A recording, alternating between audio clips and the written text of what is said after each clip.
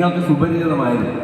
അവരൊരിക്കലും സുഹൃത്തുക്കളായിട്ട് ഞാൻ അവതരിപ്പിക്കുകയായിരുന്നു, ഒരു ഫണ്ണായിട്ട് രീതിയിൽ അവതരിപ്പിക്കുകയായിരുന്നു. നമ്മുടെ പിണറായി വിജയൻ സാർ, നമ്മുടെ മുഖ്യമന്ത്രി പിണറായി വിജയൻ സാറിൻ്റെ കാര്യമെടുത്താൽ അദ്ദേഹത്തിൻ്റെ മുഖത്ത് വരുന്ന കുറേ എക്സ്പ്രഷൻസ് ഉണ്ട്. അത് നിങ്ങൾ ശ്രദ്ധിച്ചിട്ടുണ്ടെന്നറിയില്ല. പല വേദികളിലും ഞാൻ അദ്ദേഹത്തിന് നേരിട്ട് കാണുന്നത് നവകേരള സദസ്സിൻ്റെ പ്രോഗ്രാമിൻ്റെ സമയത്തായിരുന്നു അദ്ദേഹത്തിന് നേരിട്ട് കാണാൻ പറ്റി. അപ്പോഴാണ് കൂടുതൽ എനിക്ക് മനസ്സിലായത് അദ്ദേഹത്തിൻ്റെ ഒരു സംസാര രീതിയും പ്രസംഗിക്കുമ്പോഴുള്ള ഒരു ശൈലിയൊക്കെ മനസ്സിലായത്.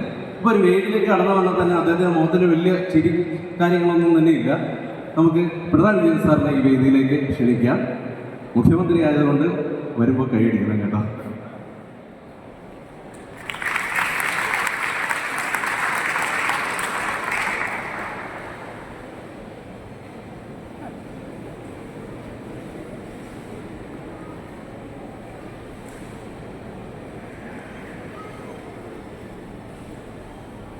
പ്രിയ സഹോദരി സഹോദരന്മാരെ,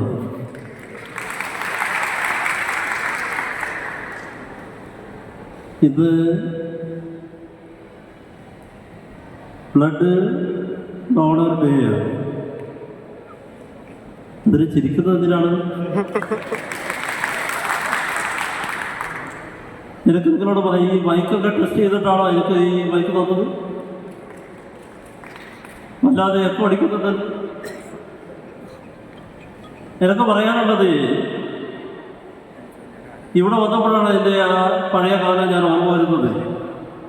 ഇവിടെ വന്നപ്പോൾ തന്നെ ചുവന്ന റോസാപ്പൂക്കളെ കാണുന്നുണ്ട്. എല്ലായിടത്തും ചോദിക്കും. ഞാൻ നിൽക്കുന്ന ഒരു ചുവന്ന വിരിപ്പിലാണ്. ഈ റെഡ് കളർ എനിക്ക് ഭയങ്കര ഇഷ്ടമാണ്. ഈ റെഡ് എന്ന് മനസ്സിൽ പറയുമ്പോൾ തന്നെ എൻ്റെ ആ മനസ്സിൽ ആ ചുവപ്പ് കൂടി ആണ് പറയുന്നത്. നിങ്ങൾക്ക് എല്ലാവർക്കും അറിയാമല്ലോ, ഊരിപ്പിടിച്ച കത്തിയും ഉയർത്തിപ്പിടിച്ച വടിവാളുകളുടെ ഇടയിൽ കൂടെ നെഞ്ചു പിടിച്ച് വന്നവരാണ് ഞാനത്. ചേച്ചിക്ക് അറിയില്ലത്? അറിയില്ലേ? എന്നെ പറ്റി വലിയ ബോധ്യമില്ലാതെ തോന്നുന്നില്ലേ? ഞാൻ കേരളത്തിൻ്റെ മുഖ്യമന്ത്രിയാണ്. കുറേ വർഷങ്ങളായിട്ട് ഇവിടെയുണ്ട്. അത് നിങ്ങൾ മനസ്സിലാക്കണം. എന്റെ മോദിജി ഒന്ന് വിളിച്ചിട്ടൊക്കെ വരട്ടെ. ഇങ്ങനെയാണ് വരേണ്ടത്. രാജഗിരി ഹോസ്പിറ്റൽ വിളിക്കാൻ ഞാൻ വരാതിരിക്കാൻ പറ്റുമോ പിണറായി? അപ്പൊ നിങ്ങളെ വിളിച്ചിട്ടുണ്ട്. ഞാൻ വിചാരിച്ച എന്നെ മാത്രമായിരിക്കും വിളിച്ചിട്ടുണ്ടെന്ന്. പിണറായി, ബ്രെഡ് എന്ന് കേട്ടാൽ എനിക്ക് ആദ്യം ഓർമ്മ വരുന്ന ജാമാണ് പിണറായി. ബ്രെഡോ? എന്റെ മോദിജി, ഇത് ബ്രെഡിന്റെ ദിവസമല്ല, ഇത് ബ്ലഡ് ഡൊണേഷൻ ഡേ ആണ്. അത് നിങ്ങൾക്ക് പറഞ്ഞാൽ നിങ്ങൾക്ക് ചെവിട് കേൾക്കില്ലേ? പിണറായി, ഒരു പാട്ടുണ്ടല്ലോ ചേച്ചി. രഥമാരെ രഥമാരെ രഥമാരെ രഥമാരെ. എന്റെ മോദിജി, ഒന്നാമത് നല്ലൊരു പരിപാടിയാണ്. ആ നല്ല കലാകാരന്മാരൊക്കെ വന്ന് സംസാരിക്കേണ്ടതാണ്.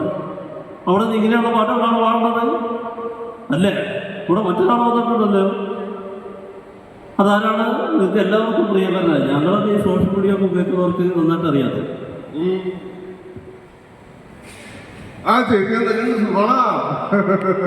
എല്ലാവർക്കും നമസ്കാരം. ഞാൻ ആരാന്ന് പലർക്കും പിടിയിട്ടില്ലല്ലേ? ഞാനറിയാം ഞാൻ ആരാന്ന് മനസ്സിലായ എന്റെ ദൈവമേ, എന്നെ ആദ്യമായിട്ടാണ് ഒരാളെ വിളിച്ചത്. എന്നെ വിളിച്ചത് ഞാൻ പല രീതിയിലുള്ള ഡൊണേഷൻ ക്യാമ്പിലൊക്കെ പങ്കെടുക്കുന്നു. ആരും അറിയോ? കുറച്ചൊക്കെ അറിയാം. എല്ലാവർക്കും ഭയങ്കര അപ്ഡേറ്റഡ് ആയിട്ടുള്ള ആൾക്കാരാണല്ലേ. എനിക്ക് ആദ്യം ചെന്നറിയോ? എന്റെ പ്രശ്നങ്ങളിലൂടെ ഞാൻ കടന്നു പോയിട്ടുണ്ട്. ആരും എന്നെ കൂടെ നിന്നിട്ടില്ല. അപ്പോഴൊക്കെ എന്റെ കൂടെ നിന്നിട്ടുള്ളത് എന്റെ ജനങ്ങളാണല്ലേ. എല്ലാവരും പറഞ്ഞു ഞാൻ പല രീതിയിലുള്ള സാധനങ്ങൾ അടിച്ചിട്ടാണ് ഈ വേദിയിൽ കൊണ്ട് നിൽക്കുന്നത് അല്ലേ?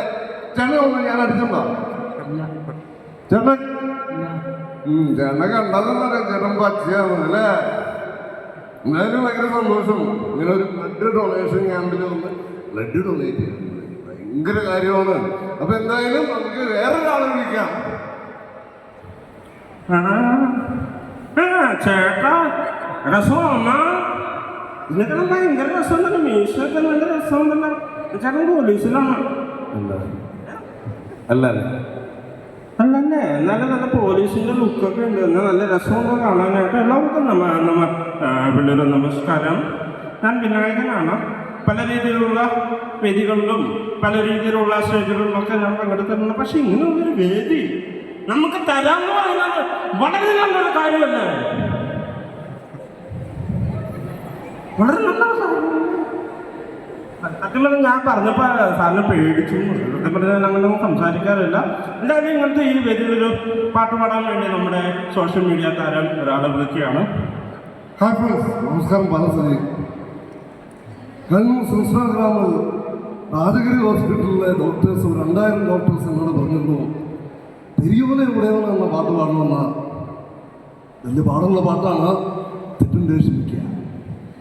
പെരിയോനെ എന്നുടയോനെ പെരിയോനെ റഹീം, പെരിയോനെ എന്നുടയോനെ പെരിയോനെ റഹീം. താങ്ക്സ്. എല്ലാവർക്കും സ്വാഗതം.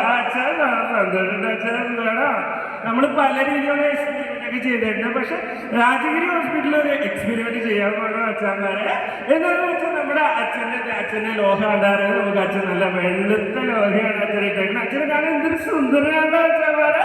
അപ്പൊ എന്തായാലും നല്ലൊരു കാര്യം നമുക്ക് അച്ഛന് നല്ലൊരു കാര്യം കൊടുക്കുക. നമ്മുടെ അച്ഛനാണ്. ഞാൻ വന്നപ്പോൾ അച്ഛൻ്റെ ശ്രദ്ധിച്ചൊരു കാര്യം, അച്ഛൻ എല്ലാവരും സപ്പോർട്ട് ചെയ്യുന്നത് വളരെ നല്ല മനസ്സുള്ള ഒരാളാണ്. അപ്പൊ എന്തായാലും ഒരുപാട് സന്തോഷം. Thank you. ഇതാണ് എൻ്റെ ശബ്ദം. എൻ്റെ ശബ്ദത്തിലേക്ക് ഞാൻ തിരിച്ചു വന്നിരിക്കുകയാണ്. ഇപ്പം നേരത്തെ പറഞ്ഞല്ലോ, മൂക്കിലൊക്കെ വിനീത് ശ്രീനിവാസൻ. സത്യം പറയും, മൂക്കിലൊന്നും ഞെക്കേണ്ട ആവശ്യമൊന്നുമില്ല. വിനീത് ശ്രീനിവാസന് മനസ്സിലങ്ങ് ധ്യാനിക്കുക. അപ്പം നമുക്ക് വിനീത് ശ്രീനിവാസൻ്റെ സൗണ്ടിലേക്ക് വരാം. എല്ലാവർക്കും നമസ്കാരം. ഞാൻ വിനീത് ശ്രീനിവാസൻ. എല്ലാവർക്കും എന്താ പറ്റിയത്? സത്യം പറയാം, രാജഗിരി ഹോസ്പിറ്റലിൽ ഞാൻ ഇതിനു മുമ്പും വന്നിട്ടുണ്ട്, ട്രീറ്റ്മെൻറ്റൊക്കെ എടുത്തിട്ടുണ്ട്. അപ്പോഴൊക്കെ കണ്ട സ്നേഹമാണ് എനിക്കിപ്പോഴും എനിക്ക് കിട്ടിക്കൊണ്ടിരിക്കുന്നത്. അതിലൊരുപാട് സന്തോഷമുണ്ട്. ഭയങ്കര രീതിയിലുള്ള ചുമയൊക്കെ വരുന്നുണ്ട്. അപ്പോൾ എല്ലാവർക്കും ഈ വിനീത് ശ്രീനിവാസൻ്റെ സൗണ്ടിൽ നിന്ന് പെട്ടെന്ന് നമുക്ക് ഇഷ്ടമുള്ള സൗണ്ടിലേക്ക് മാറാൻ നമുക്കില്ല, വലിയ പ്രശ്നമൊന്നുമില്ല. ഇപ്പം നമുക്ക് പെട്ടെന്ന് നമ്മൾ പിണറായി വിജയൻ സാറിലേക്ക് മാറാൻ എളുപ്പമാണല്ലേ? എളുപ്പം മുഖം ഒന്ന് കടുപ്പിച്ചാൽ മതി. നമ്മുടെ നാട് ഇങ്ങനെയാണ് അല്ലേ? ഈ പിണറായിനെ നമുക്ക് ബാബുരാജൻ മാറ്റണമെങ്കിൽ. എല്ലാവർക്കും നമസ്കാരം. ഞാൻ ബാബുരാജാണ്. വളരെ സന്തോഷമുണ്ട്. കാരണം എൻ്റെ ഏറ്റവും പുതിയ സിനിമയായിട്ടുള്ള ലിറ്റിൽ ഹാർട്സ് നിങ്ങളെല്ലാവരും കൂടെ ചേച്ചി ഉണ്ടായിരുന്നു. ലിറ്റിൽ ഹാർട്സ് എന്ന് പറഞ്ഞ സിനിമ ഉണ്ടായിരുന്നു. അതിൽ ഞാൻ നമ്മുടെ ശൈലജത്തിൻ്റെ അച്ഛനായിട്ടാണ് അഭിനയിച്ചത്. പല രീതിയിലുള്ള അച്ഛനായിട്ട് അഭിനയിച്ചിട്ടുണ്ട്. പക്ഷേ ഇത്രയും നല്ലൊരു സിനിമയുടെ ഭാഗമാകാൻ കഴിഞ്ഞു. അതിൽ ഒരുപാട് സന്തോഷമുണ്ട്. നന്ദി, നമസ്കാരം. ഇങ്ങനെയാണ് നമ്മൾ പല പല, സത്യം പറഞ്ഞാൽ വളരെ സിമ്പിളാണ്, നിങ്ങൾക്കും ട്രൈ ചെയ്യാവുന്നതാണ്. മിമിക്രി ആർക്കും പഠിപ്പിക്കാൻ പറ്റില്ല എന്നൊരു പറയും. പക്ഷെ ഒരു മിമിക്രിയായിട്ട് യാതൊരു ബന്ധമില്ലാത്തവനാണ് ഞാൻ 7ാം ക്ലാസ്സിൽ വെച്ച് ആദ്യമായിട്ട് മിമിക്രി ചെയ്തത്.